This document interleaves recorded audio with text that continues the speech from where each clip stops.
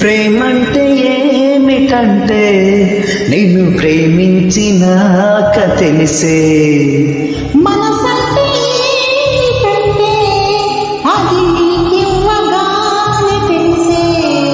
ప్రేమంటే ఏమిటంటే నిన్ను ప్రేమించినాక తెలిసే. మనసంటే ఏమిటంటే అది నీకివ్వగానే తెలిసే. ఇది వరకు తెలియంది అనుభవం, ఎదమేలు కొలికింది పరిచయం. ఓ,